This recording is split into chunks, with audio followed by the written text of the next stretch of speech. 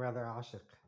Finally, we have you online on video, and we know who's behind the next Muslim Bitcoin Summit. Alhamdulillah. So, Assalamu alaikum, Brother nice Bashar. to see you. Likewise. Thank you for inviting me to your Yeah. show. So, I think for the people who don't know you yet, maybe you can tell us a little bit first about yourself. Sure. So, Bismillah. Yeah. So my name is Ashik Usman. I come from a computer science background and enterprise IT. Before that, I had an interest in art and design at sort of in my early formative years up to college, and then I switched over to computing. Um, I used to have an ambition to develop my own games when I was small. Um, I also sort of while I was young, I had developed a passion for writing. I used to write my own stories, and that sort of continued as well as I grew older. So I spent about just over 23 years at one of the big four professional services companies, like an audit company. And then in the last 3.5 years, I moved to a completely different industry in the metals and minerals mining industry. Mm. Again, in the enterprise IT space. So as a former developer, and then over the years, I switched more over to solutions architecture.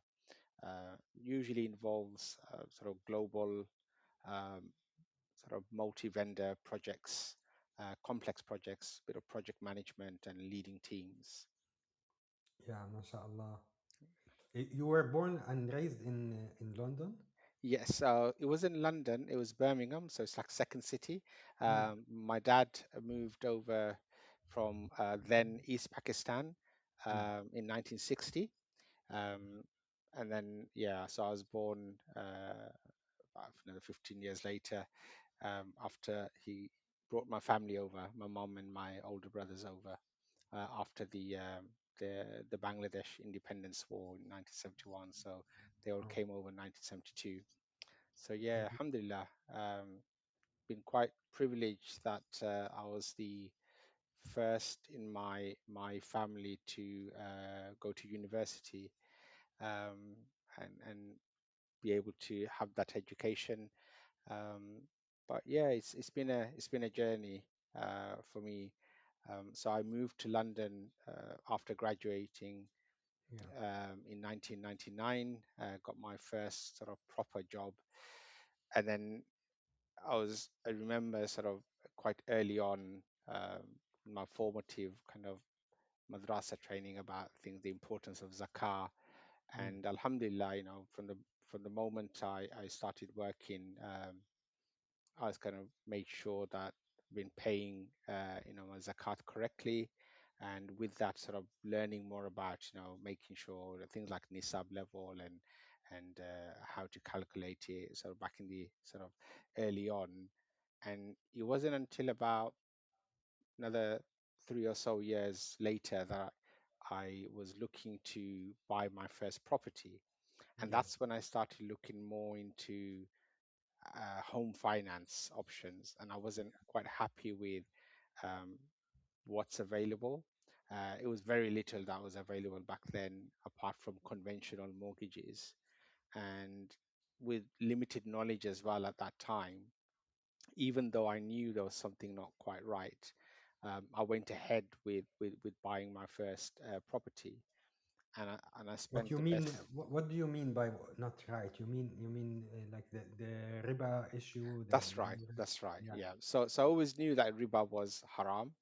Yeah. But with the lack of knowledge and um, the general kind of consensus was, oh, if it's your first property and if it's you got no other choice, then like the rule of necessity that Mm. you can buy. So I was obviously lacking in education, and I just went with whatever the general sort of consensus was at that time. Yeah. But Yeah. almost immediately I felt not quite right about it, and I spent the next several years looking into it, researching, learning about it, and sort of went into that rabbit hole of learning about Islamic finance, looking at the options available from the so-called Islamic finance industry. um, there were initially one or two options, but then that grew for a while in terms of different, both mainstream banks as well as not so mainstream banks were um, sort of providing or offering so-called diminishing musharaka mm, options to buy. And then I very nearly went with one of those. I very nearly switched over, mm. and then my research showed that no, this is more or less the same thing.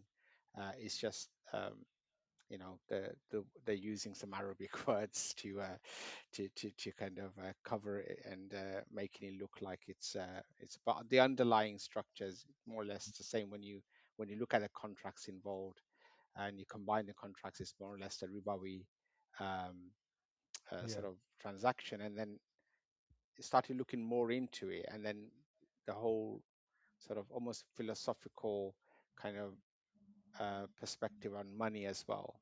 Mm, So at that time, I was looking at a lot of just learning about how money, the system works. Some of the early books I was looking into, like Robert Kiyosaki's Rich Dad, Poor Dad, looking at Mike Maloney's stuff around gold and silver, as well as a gentleman called Jim Sinclair, who's famous for advocating for gold.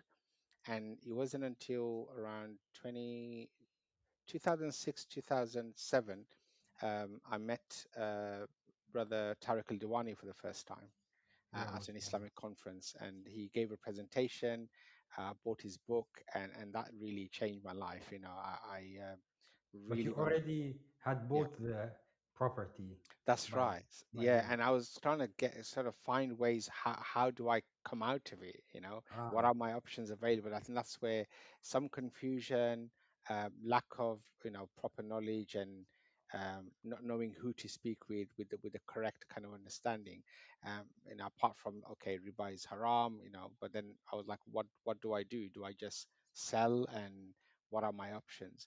And it just became more clear the more I sort of, I mean, Brother Tarek's book was really kind of opened my eyes in terms Mm, of how riba just touches everything. And I just felt more motivated to really do something about it, and mm, not just read about it and learn about it. And because it was up until then, it was kind of quite academic almost. mm.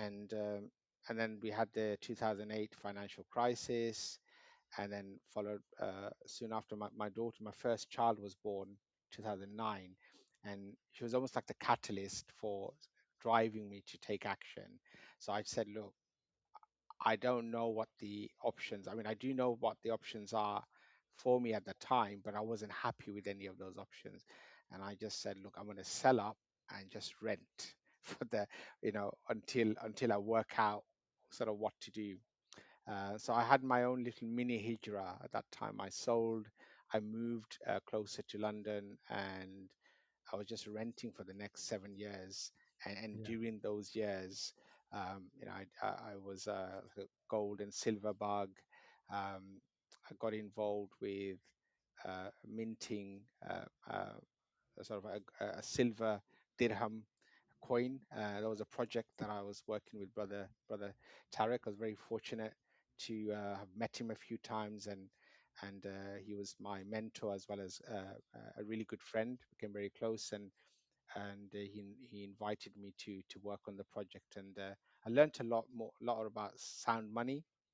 Amazing. Um, and yeah, it's just an appreciation of how gold has been used for thousands of years, and to this day, Mm, how it is still being used, although obviously not as it was before in terms of medium of exchange.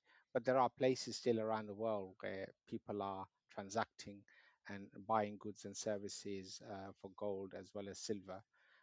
And I think all of that kind of helped me in terms of when I discovered or first heard of Bitcoin, and that was on the Max Kaiser show back in 2011.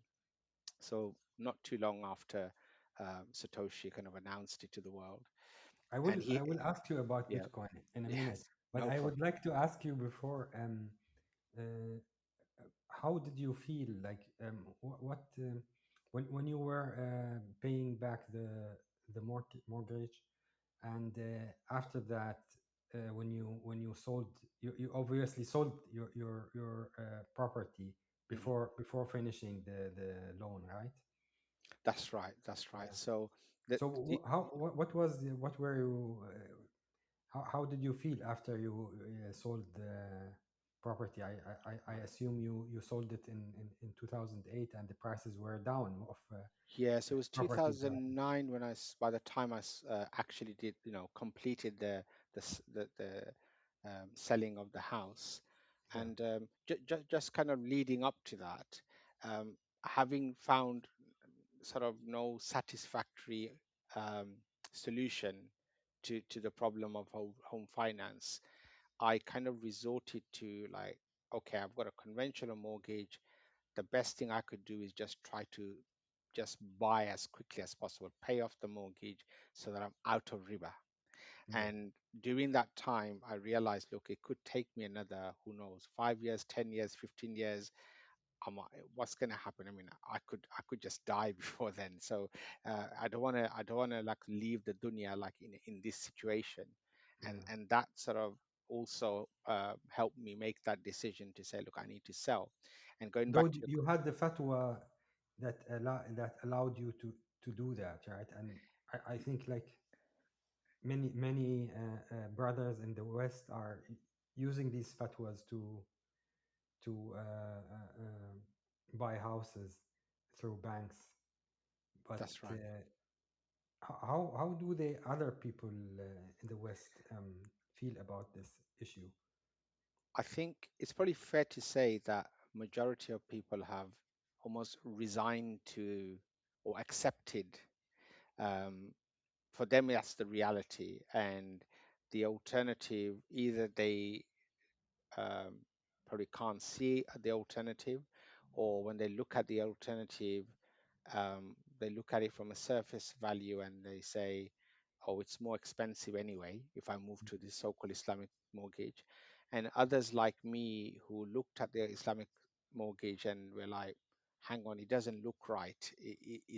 I don't mind paying more if it really was Islamic. If it was, truly, genuinely Islamic, then I would, I would do that. And that's why I very almost at one point I very nearly switched over. But when I Yeah. realized actually it's pretty much the same thing, then I might as well pay the mortgage off as soon as possible and come out. So I think Mm. a lot of other people possibly also feel like that. But also, as you mentioned, the fatwa, where the fatwa is given that if it's out of necessity, if it's your family home, then it's okay. But the more I looked at the behavior of generally people, I saw that even the lifestyle, right? If you want to pay off your mortgage quickly, then you probably would be living a more frugal lifestyle and want to not sort of spend maybe on flashy cars and expensive vacations because you want to use up your money to sort of buy the property and get rid of the mortgage. But I found in reality, as families grow, you have children, they grow older, you need a bigger house, so you get a bigger mortgage, and Yeah. it's like an endless vicious cycle, and then you end up passing this mortgage to your children, Yeah. and it's like intergenerational thing which you can't come out of, you can't escape. Yeah. So This is for me, yeah, yeah, what I like realize from other brothers, also in the Arab world, where they started with the first mortgage, and then they never stopped because they took for their car mortgage, for their work, for their like yeah, project, even for decorations inside the house, and yeah, it never that's stopped. And that's right. some of them unfortunately went bankrupt because of that. Subhanallah. And SubhanAllah. it also doesn't stop there because they a lot of people I know, they bought second or third properties. Mm. and buy to let for renting out for as a business or a rental income. So like you said, it's very difficult once you're in that situation. It can be very difficult. I mean, even for me personally, it took me 7 years. Even though I wasn't enjoying it, I was actively trying to come out of it. It still took me a while before I was able to come out. And Alhamdulillah, since then, I've not got into, I managed to come out. And over the next few years, I managed to find a shared ownership scheme that Mm. allowed me to purchase a property and be able to staircase my way without involving any sort of ribawi kind of conventional mortgage, alhamdulillah. Alhamdulillah. But having said that, I truly understand some families, Mm. it can be very difficult to be able to do something like what I just did, or I did those years ago. They could be in a very, it could put their family in a very desperate situation. Mm. So I think it's an individual case by case situation, I think. Yeah, for sure. But I mean, like changing the lifestyle is a big step or a big factor that that can help one to uh, not only to escape riba in this case, but also maybe to accumulate capital for other important things in life. And Absolutely, absolutely. unfortunately, we are losing this um, kind of capitalistic um, uh, character of us, because in Islam we always don't prefer the ajila. We don't see that from an Islamic point of view. It's not good to be always in consume, and israf um, is a big sin.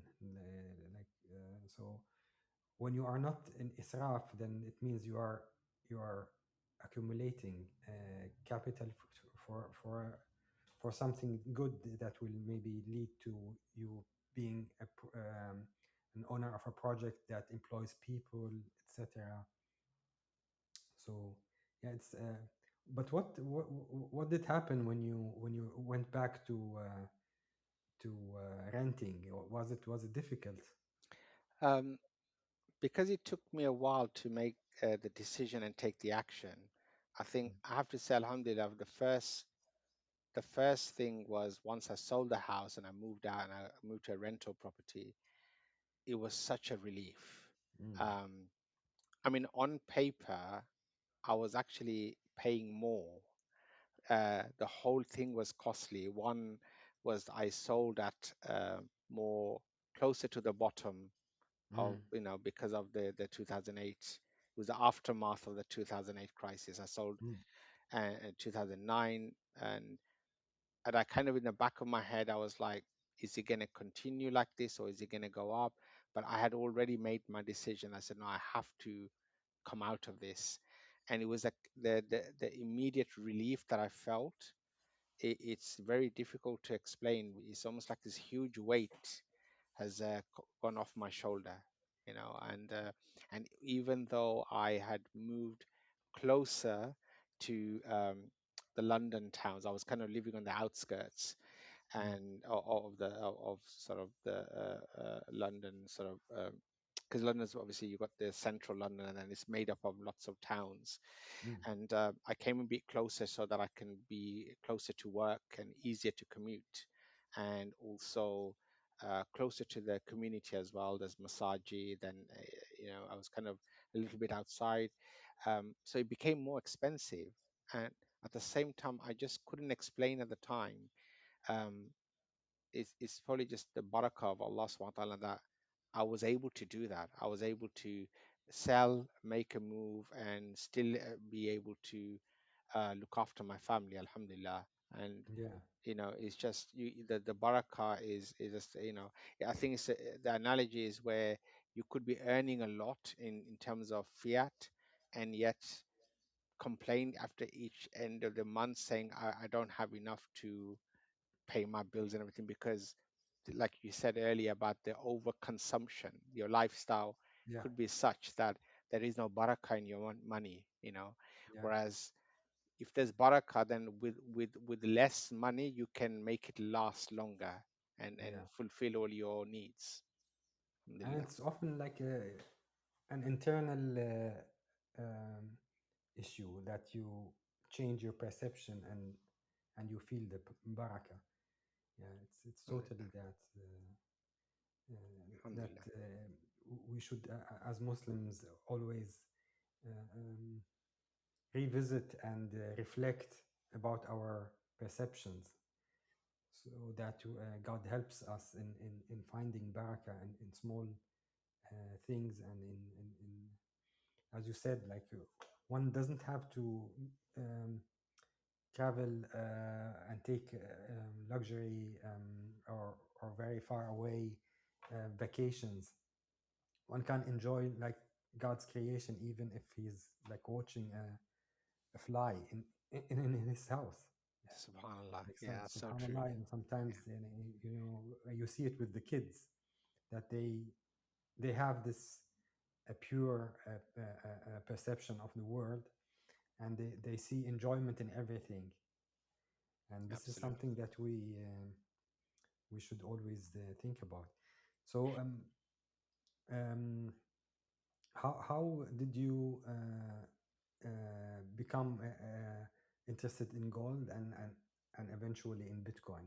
Right. This So is I think the interest in gold and silver, precious metals, it's while I was still in my first property and researching both Islamic finance and looking at home finance options. And one of the things that I think a lot of people struggled with is where you have fiat and you're trying to save, even whether it's for a car or a property or for something for the future project.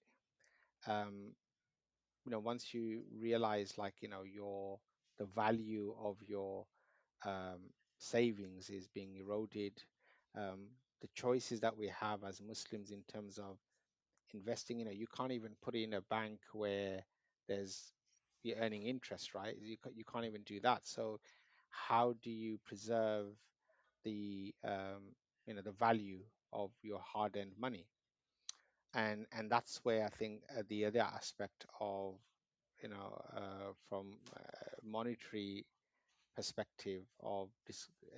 I mean, I think as a Muslim, I've always kind of knew that, okay, gold is money, silver is money, but it wasn't. I mean, the only thing I was aware of is like, okay, jewelry for our our mums, our sisters. But in terms of actually using gold as money and silver, that was became more of a reality for me during that time, and researching into different parts of the world, both Muslim and non-Muslim, using gold and silver. I got to research how to buy, how to sell, how to transact, and that kind of helped me in terms of being able to save money in using sound money. And I think um, that also led me to readily accept that opportunity to for the silver dirham project as well. And I was connected with the Murabitun movement as well.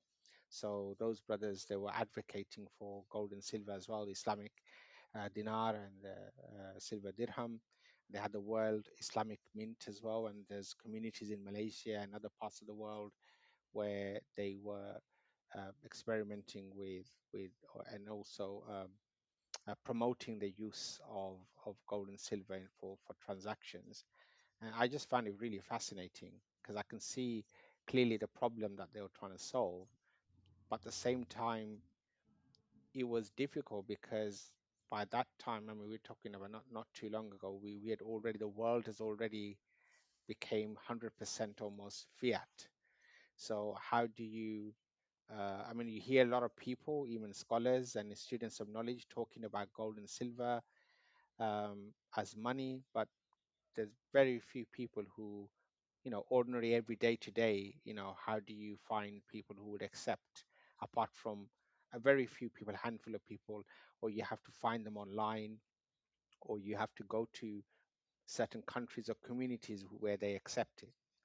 We still Uh, have it in marriage, right? But yes, uh, yes, and it shows that in this important decision, and in order to preserve the value, women prefer to have gold, right? yes, It that's right. shows So like absolutely, that shows that they are making the right choice, yeah, while absolutely, we are engaged as men in accepting money that devalues day by day.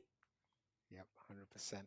So that's a very important point you made. So yeah, even to this day, the dowries in the marriage contract are usually given in gold or land in some cases. I know that uh, there are obviously increasingly, it became more fiat based, but when I was growing up, and even in my own uh, marriage, made sure that the dowries, part of the dowries in gold.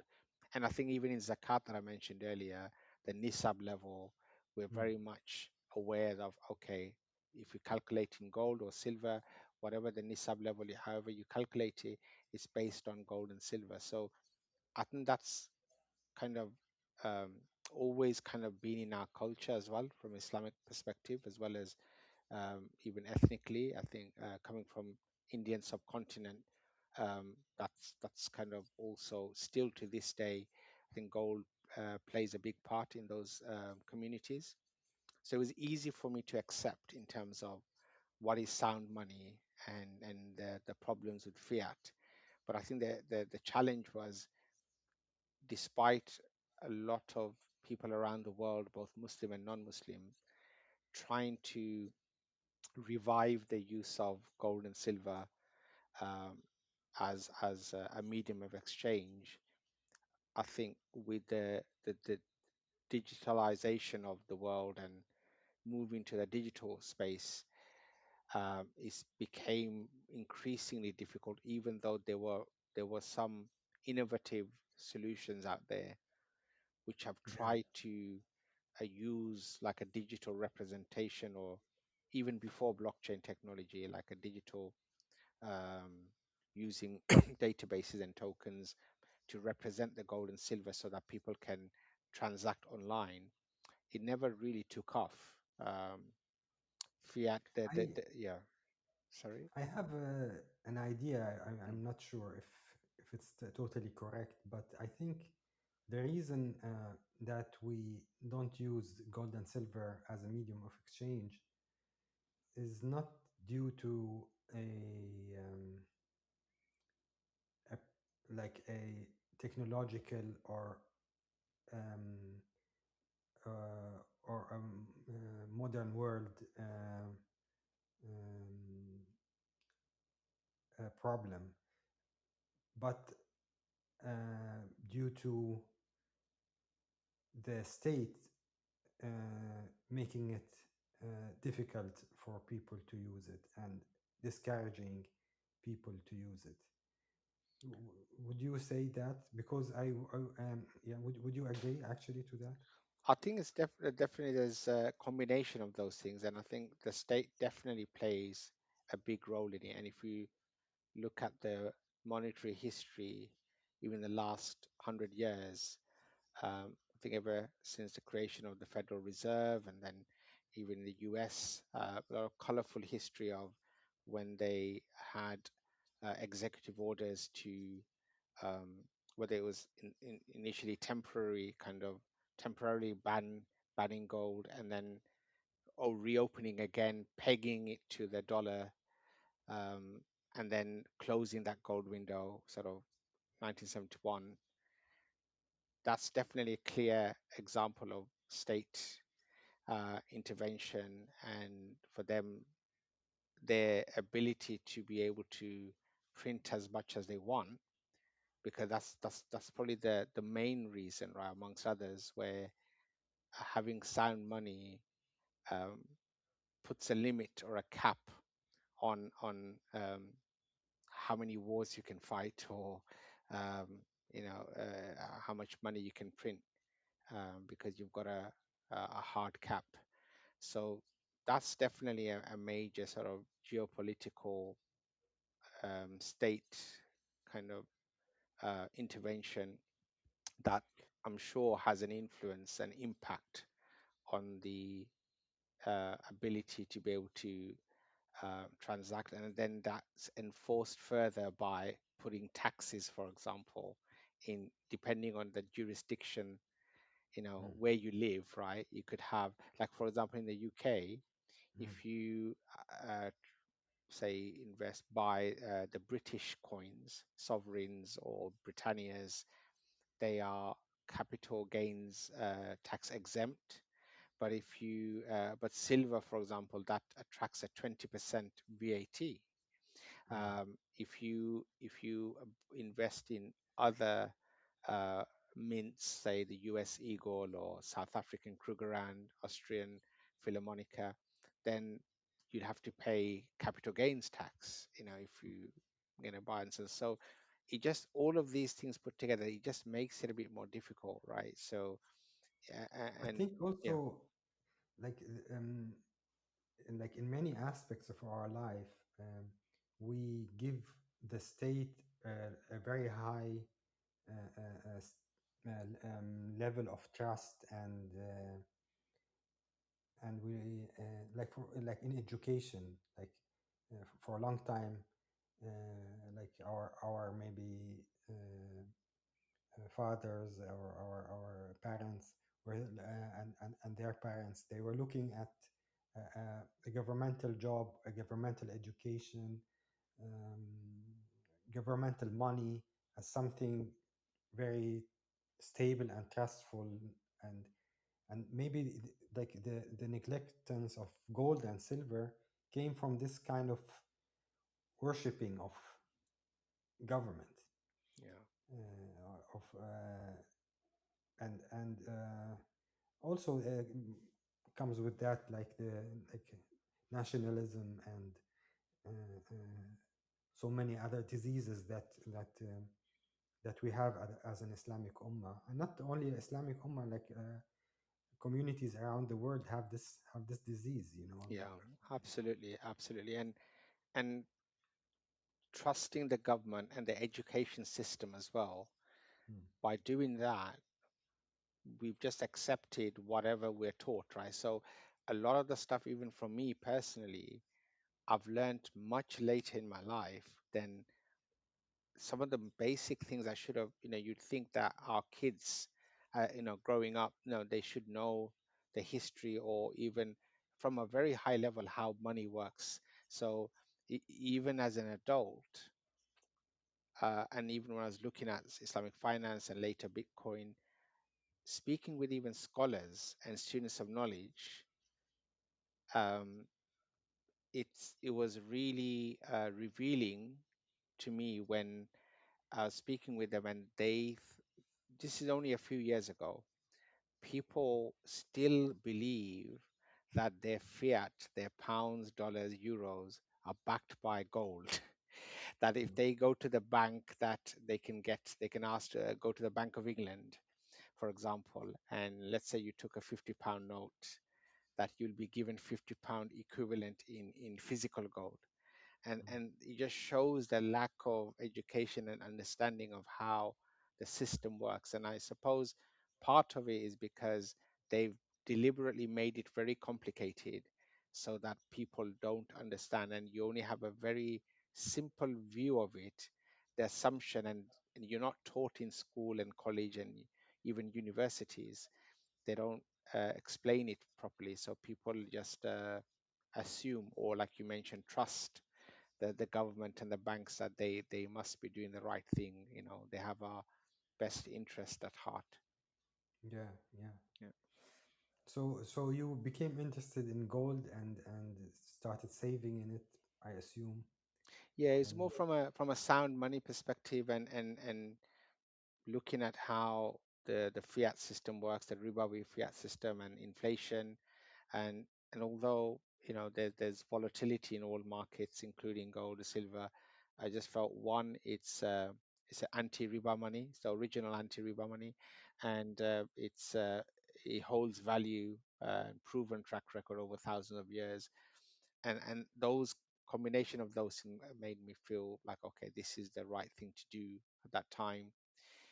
And yeah, so that kind of led me on to just learning more and more about, and it also gave me a sense of comfort, and knowing that, okay, even though yes, I've sold my house and I'm renting, um, I felt, okay, I've done the right thing, and Allah knows best. I felt the intentions there, and I'm, at least I'm actively have had made that move, and it just made it a lot easier to go on and accept and discover Bitcoin and accept it as what it is. And even though I know some gold bugs still struggle with the concept of how a digital money can be as good as gold, or can serve the same purpose of sound money. That research, and I guess the computer science background also helped to understand how more about how it works. And so yeah, it was just a case of learning from the early OGs, people that were on the shows like Max Kaiser, reading up, and some of the early pioneers like Andreas Antonopoulos and others.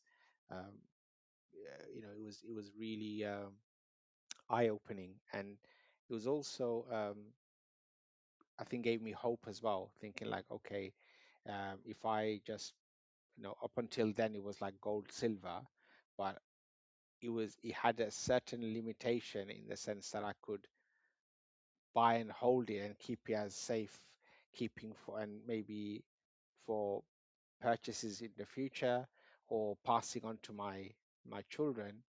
Um, but I felt there was certainly limitations that have been put in place. Whereas with the advent of Bitcoin, it was like, wow, this is something that we can really, if we enough people know about this and learn about this, then it has a huge potential for the future, in terms of becoming medium of exchange, store of value, and a unit of account in the future. So yeah. How would you, for a Muslim who is not so educated in technology like you, because many Muslims accept the idea that gold and silver are the genuine money, and that the fiat money is just a paper or just a digit that's created by riba. Um, how would you approach a Muslim and convince him that Bitcoin is also a form of digital gold?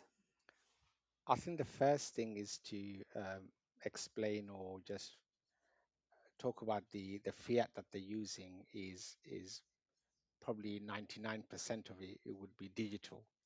And I think that's quite revealing when people actually understand that, or accept the fact that almost all of their transactions that they do is through some banking or other payment rail system. And we've seen, right, even though our time when growing up, we had paper notes and coins, at least you had some physical, even though they weren't backed by gold and silver, it felt more, that the whole notion of tangibility, and having some physical. So that would be one of my starting points, to say Mm. that, look, you are already using digital money, except you're probably using the worst form of digital money, in the sense that governments and banks can produce and have been producing as much as possible, and they are eroding your purchasing power, your wealth, and that's the first point. I think that's important, that they grok that, and then it opens up other conversations. So then they say, look, explain the nature of something that's digital. Up until Bitcoin, there have been many attempts at creating digital money, but they are all centralized. right? They are either controlled by governments and banks and big corporations, and therefore they have that full control and surveillance over how much you have, how you spend, and anyone who's had issues with the banking, their bank accounts, and or making transactions to maybe donations to some charities, or they've had their bank account closed, or even simple things like being asked or challenged why you want to take your money out, your own money.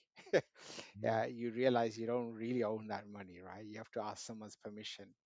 Mm. And then I kind of start going into a little bit more down the rabbit hole as to why, and keeping it high level without going into the technicalities of the idea of digital scarcity and decentralization, and the fact that, look, we've got this system now, much like the internet. It's open source, no one really controls it. um, it's decentralized and it's permissionless, so no one can stop you and I from exchanging or sending, transacting in using Bitcoin. Did you have Yet you can. doubts about Bitcoin before you fully understood it? I think I was just very excited for both from the technical aspects and the potential for it, even though it was so small at that time in terms of having the number of people using and the tools that are available. And I think I was very fortunate to have that journey that I had until to that point, Mm. that I was just really motivated to, um, one is to understand it, two is to be able to use it. And that also helped, because even back then, some of the early OGs, just um, simple things like having basic websites to sell some stuff. So it became very real, where you download a wallet, you're able to send some sats to another wallet, or be go to a website and buy a book, for example, or even if it's a digital PDF that is put on sale, that you paid for that, and it just made it more real. Mm. And I felt, um, in terms of, I think, doubts, it was more, I would say, certain things that happened where, when you hear about things like an experience for yourself, like exchange hacks, wallet Mm. hacks, um, but at the same time, when you know that there's the protocol itself, the network itself is strong, you get these setbacks. So periodically you get setbacks, and we're going through something similar at the moment. Yeah. So periodically, every now and again, you'd find either there's, because of either someone hacked a major exchange, or a wallet got exchanged, someone, huge amounts of money got stolen, or there's some high profile FUD going on where mainstream media's maybe talking about how it's being used by criminals, etc. And then you take a step back and you look at the fundamentals, and then you realize, actually, these are um, early. I mean, we're still very early. These are sort of early teething problems, if you like, where Bitcoin is going through the monetization phase. And I think it teaches us a lot about sabr, just like gold, silver, and then now Bitcoin, in terms of volatility and how early we are in comparison with the world's kind of money, if you like, and all the stocks and shares and all of that stuff. It's minuscule. And I think if you have sabr about it, and it have that very low sort of time preference, it's easier to kind of handle a lot of these things that people where who don't have the sabr, where maybe, even though everyone wants Bitcoin to kind of become successful very quickly, the reality is, it could take a very long time, right? Yeah. So as long as it's decentralized, as long as it's secure, then it still has that potential to become very useful, I think, to the ummah and beyond, inshallah. Yeah. And like in Islam, we are obliged to uh, to strive uh, using ourselves and our money. And money was uh, mentioned 9 times before uh, nafs, before self, in the Quran, um, in relation to strive. So, do you think that this kind of sabr and having like withstanding the the beer markets, and because this happened also in gold, like Yes. for long time in the 80s, gold was down, Yes. and people who invested or believed that that the Taghuti money of the fiat uh, is worth nothing, they had a hard time sticking to their gold, Yep. and move. Absolutely. And it actually happened in recent times as well. Yeah, When was it? I think 2002 or is it 2012? There was even in the UK, the then Chancellor sold most of Britain's gold, and it's famously called a Brown's bottom because it tanked the market. And even when I was kind of discovering it and using it as a store of value, I think between 2011 to until fairly recently, I would say maybe in the last 3, 4 years, where mm, along with everything else, it's just kind of gone sort of almost vertical. But there was a good period of almost 10 years, I would say 8 to 10 years, where it was almost kind of bear market in gold and silver as yeah, well. So that's fairly yeah, recent. But it's with when you zoom out, even in, we say this thing right in Bitcoin as well as obviously gold has got hundreds and thousands of years history. But even with Bitcoin, when you zoom out in the charts and you realize the volatility is actually more on the upside. But short term, of course, there's each cycle, each halving or cycle brings along its own challenges. But if you can survive at least one cycle and you go into your second cycle at the bare minimum, then it just becomes easier to handle those things. yeah. I think the financial war on people is a very like is now the main war that is being waged by the Taghuti forces of the world, 100%. Yeah, and we have to educate ourselves financially so that we can be doing the right jihad bil mal. absolutely. Yeah, Otherwise, we will be losing, and we will be also, if we accept riba, we will be, war will be waged by God yeah, against us. So, understanding all these issues is very, very important and crucial for the belief system of a Muslim. Would you agree to that? 100%. And I think that's another thing that really sort of played a part in my own learning journey, is to be able to teach that and spread that knowledge to as many people as possible. So Yeah, even very soon after, actually, I discovered Bitcoin. I think as early as um, once I kind of got an idea of what it is and how it can help. Um, since 2013, I started talking to people, some colleagues at work and some close friends, and I even found one or two people who were already sort of familiar with Bitcoin, and that really helped because at that time the information was quite scarce as well, and to exchange ideas and to discuss these things with people that you know and trust was also limited. So it was challenging, but I decided by around 2015 that I wanted to do something about teaching others. And that's when the idea of Blockchainology, it was formed as an educational side project. And by 2016, I remember buying the domain and the X account. I set it up. and I teamed up with one of my good friends. And by 2017, um, I thought we have to go public because it was like the height of the ICO craze and all this shitcoinery was going on. And we thought, look, we really need to explain to people what Bitcoin is, what are all these other shitcoins, and how they're different, how they work.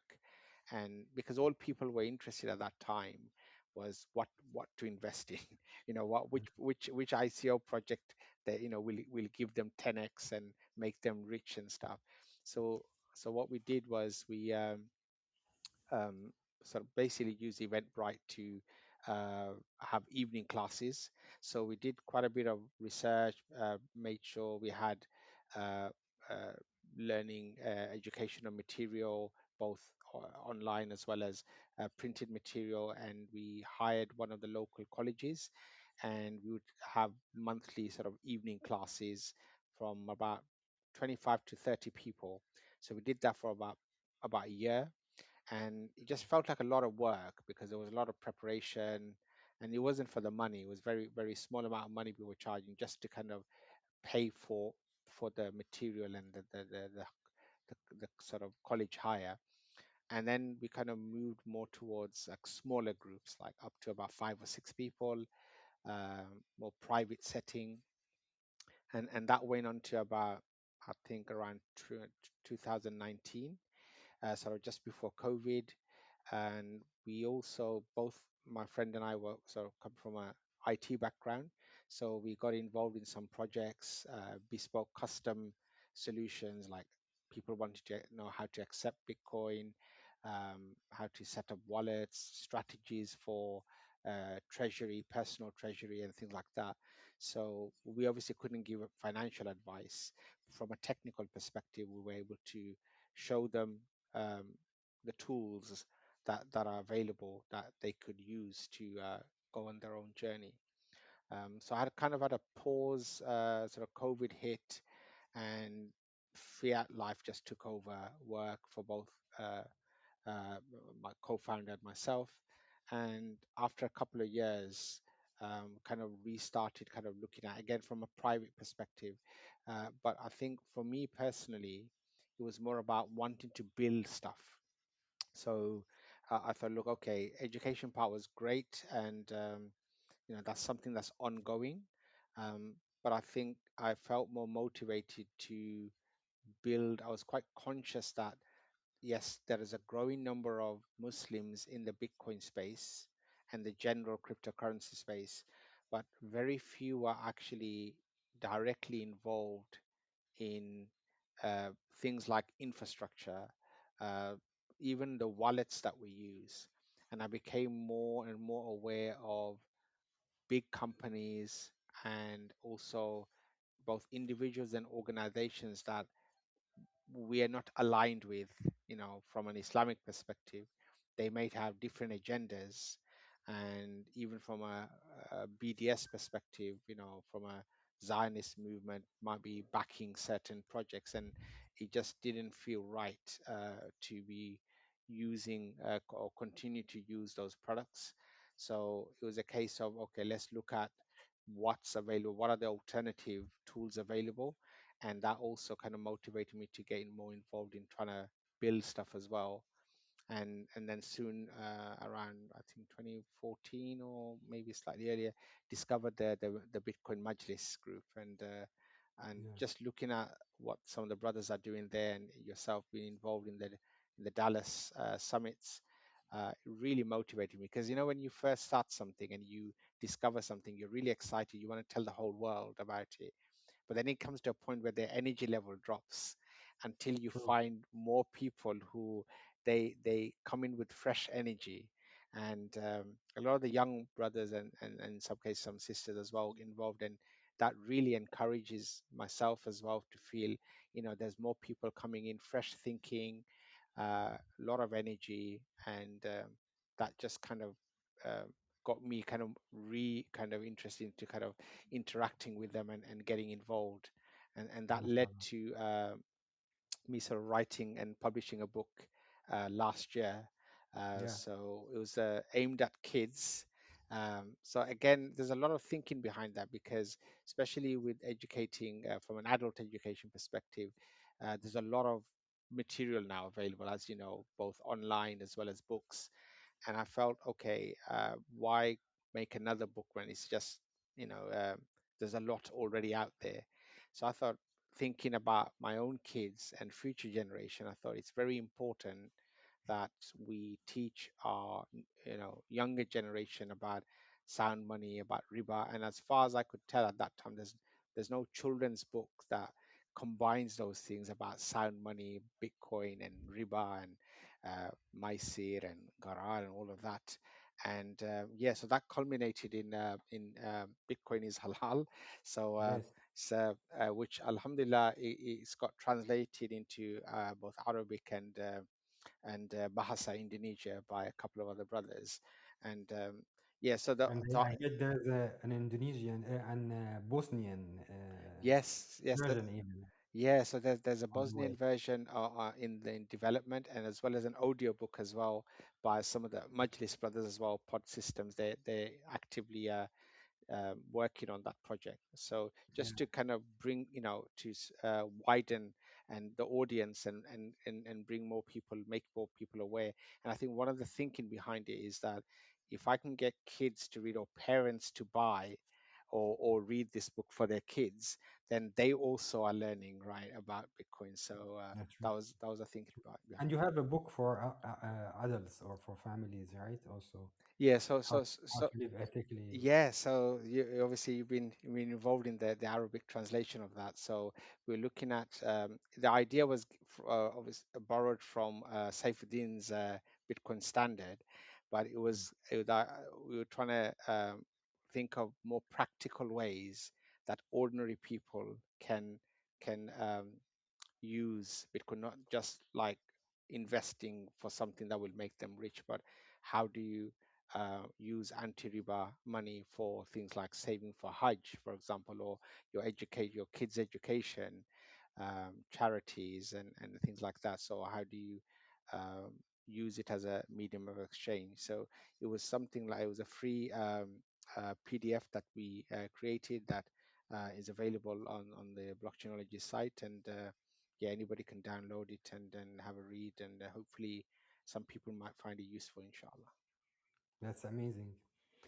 That's a really interesting and amazing journey, Brother Ashik. Alhamdulillah, alhamdulillah, And I hope we see you and in the next summit in London in inshallah. October, inshallah. Yeah, It's the 10th of October. that's right. So 10th and 11th, I'm super excited about that. So uh, with the summit, as you know, has been 2 years running in Dallas, America, and I was just really excited for this opportunity to host it in London, in the UK. So just quickly, as you mentioned, it's October 10th and 11th. Um, and if you just go to Muslim BitcoinSummit.com, you'll find that it consists of 2 days. The first day is like a full day conference day, mainly consisting of keynote and panel discussions, and the second day is like a half day workshop sessions where we will go more deep dive into practical Bitcoin and the concept of digital hijra. So where we can look at alternatives for um, uh, so the tools that we use day to day, cloud tools, desktops, instead of using the usual Microsoft and Google tools. There are lots of tools available that are open source. Most of them are freely available. Productivity software, everyday software that you can use, email, more privacy preserving, and easy to host yourself as well. So Yeah, both sort of freedom money as well as freedom tools. yeah. This is the exciting thing about our community or Muslim Bitcoin community, that it's not only about money, but also about all these amazing other solutions that free us from the Zionist control and give us sovereignty over our communication and productivity. So I hope to see you soon and Inshallah. see all the other brothers and that people come and visit Yeah, the summit inshallah. to Really looking learn. forward to it, brother. Thank you so much. Thank Jazakallah you khair. very much. Assalamu alaikum. Assalamu alaikum.